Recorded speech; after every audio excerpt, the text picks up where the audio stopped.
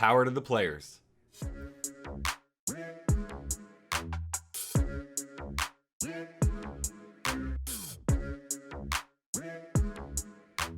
Hey, what's going on YouTube? It's Patrick once again with another GME video, getting everybody excited for the weekend because next week is going to be a huge week for GameStop with their earnings announcement, with their shareholder meeting.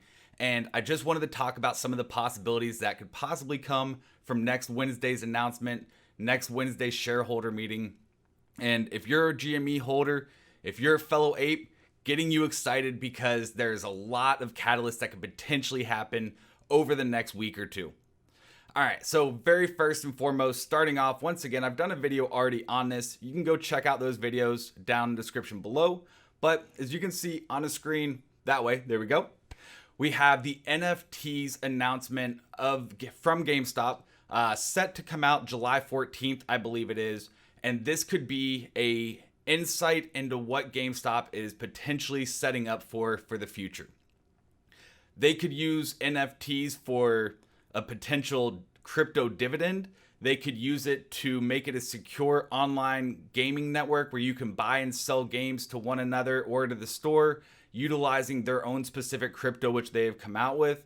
There's so many possibilities that GameStop can utilize the NFT and the crypto markets for that it's really, really limitless. So we've done a video on that. If you want more insight, go check it out. All right, so that's first and foremost. The most important thing, in my opinion, that's got me really excited about the shareholder meeting is to learn more about what they have in store for their NFTs and their crypto. The next thing that I want to talk about, which is news that just came out yesterday, and that is Jefferies. Jefferies is a prime broker dealer for those who may not be familiar with it, and they provide shorting to a lot of the big institutions. Well, yesterday they came out and said they're blocking short selling in GameStop, AMC, and Microvision. This is huge. I've seen rumors that Raymond James is also following suit. And if that is true, expect to see more brokerages coming out in the very near future stating that they are going to be blocking short sales through their brokerage. The reason why is because there's so much risk involved with it. They don't want to be left holding the bag and be accountable for the mess that could potentially happen when GameStop explodes. Understandable. I get that. But one thing to keep in mind, just because this is good news and this definitely gets everybody excited, keep in mind though, there's been synthetic or fake phantom shares that have been created. And just because they can't short them through them doesn't mean they can't still continue to create fake shares. So just be mindful of that. But this is definitely a step in the right direction. So what are some things that could come out? Well, everybody is expecting next week to see GameStop announce that they have more shares voted for through their proxy voting than are actually supposed to be available. This would be a huge upset and prove all the DD that's been done over on the subreddits to be correct, and that there is more naked shorting going on that's technically illegal, and this could potentially expose that. Well, before you get too excited about that, just keep in mind this one simple thing. If they have this data that shows that there's more shares available than there should be and that there's counterfeit shares out there, expect them not to really announce it right out of the gate, or expect them to keep this under close wraps, or here, if you will, because the reason why is if they know this, they will most likely take the legal steps as a company to sue for damages and find out who this is that has been doing this and hold those parties responsible. So if that is going to be happening, if they do have evidence of this and they do start to file the legal work, they may not be able to talk about it until everything is settled or everything has been filed. So if there is something big with this, they may not announce it at the meeting itself, the shareholder meeting itself, but expect some big news within the few weeks after that time frame. Hopefully we can get a little insight into it, but if they don't announce it, I'm not going to really be too upset because I understand from a business standpoint, there are legal ramifications that they need to make sure they go through the proper channels to handle those appropriately. This isn't just an individual trying to take on the market. This is an actual company that is really transforming themselves into the next big company, the next big gaming industry company to really get themselves ahead of anywhere else out there. You know, Ryan Cohen has already cornered a part of the market with Chewy to take it from Amazon.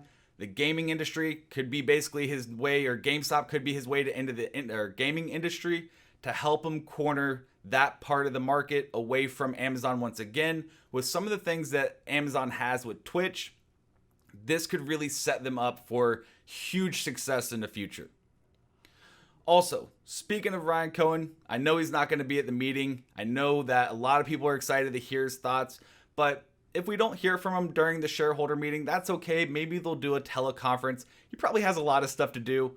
But one of the things that I'm really looking forward to listening in on, especially during the shareholder meeting, is getting some insight on what their next steps are for the transformation, the e-commerce transformation, if you will. They've been talking about it quite a lot. They've given a little bit of leaks here and there, but no real clear evidence. And now that we have the news of the crypto, the NFTs, there's a lot of information there's a lot of speculation going on about that information. And I'd like to see what their plans are, at least a glimpse into their plans to get a better idea of the long-term perspective on GameStop. Regardless, I like the long-term look.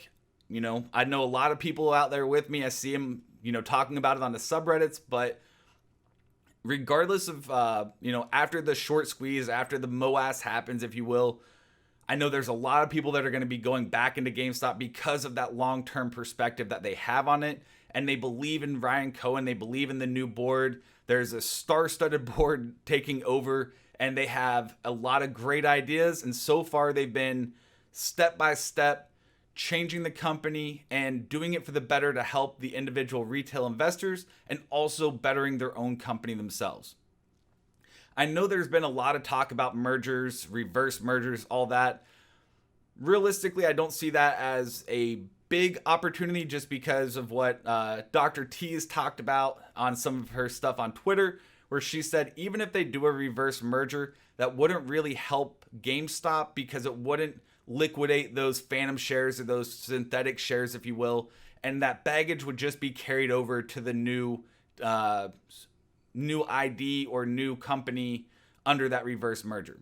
So while this could be good for Ryan Cohen and the board and Venture or RC Ventures and GameStop, I don't see that being the big news announcement. Maybe I could be wrong. Hopefully, maybe I'm missing something there, but the fact that it's not going to get rid of GameStop's big issue, which is naked short selling against the stock, I don't see that being the primary announcement that they do during their shareholder meeting. Crypto dividend, it worked for Overstock. It could possibly work for GameStop as well. We'll have to wait and see. That's where I'm putting most of my bets on, is that some form of crypto dividend is going to be given and hopefully announced throughout the shareholder meeting, or at least hinted at. And that's really the main thing I'm going to be looking for in the shareholder meeting or in the earnings call. Earnings themselves may not be the greatest. I'm not setting my expectations high. Last quarter, first quarter of the year, they came in just slightly under expectations. Now, I know there's a lot of apes out there that have been going to GameStop and buying their stock left and right, or buying stuff from GameStop left and right. So that could definitely help boost sales. It's going to be interesting to see how that plays out. But just like last time, they came out, they barely missed expectations. The stock dropped 50-some% or 30% that day. And then the next day, it rallied sharply to take over the previous day's loss and the day before that.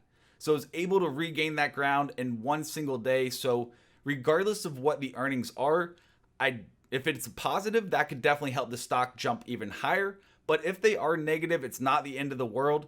That's not really the main thing that is causing the movement in the price of the stock. Everybody who's a GameStop holder should know this by now. But if you're not, just to give you a little insight, it's not a fundamentals driven move right now. Everybody knows that. Now, in the future, yeah, I like what RC and Co are doing. I like what the star-studded board is doing. They seem to be moving in the right direction. They seem to be making the right steps to get the company back on track and get them into that top spot, if you will, in the gaming industry. So I like seeing all of that there for what they have for future. But right now, the fundamental play is clearly not there.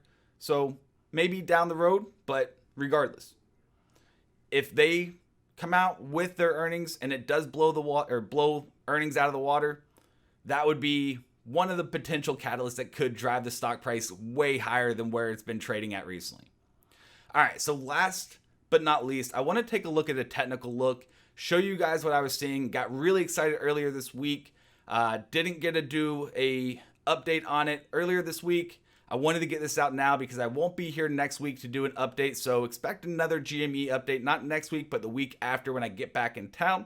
But I want to start off by looking at this. A bullish Harami. For anybody who's not familiar with it, it's a bullish candlestick pattern. If you're not familiar with candlestick patterns, that's okay. Just go to Investopedia or just search bullish Harami. You can find the information there. Or as always, you can join in on our Jockey Club where we identify these kind of candlestick patterns and show our subscribers or show our users in that live trading room that we do every Monday through Friday how to identify these, how to take advantage of them, and everything in between. So if you're interested in those kind of things, check it out. Click on the link in the description below. Give it a look. We'd love to have you. So bullish Haramis are a downward candlestick pattern or down red day, if you will, and then followed by a up day that is trading with inside the body of that big down day right before. Well, let me pull over the GameStop graph real quick. So we all saw that jump up just a couple of days ago. Well, we had that big down day last Friday. And then what do we have here? Let's just go ahead and zoom in.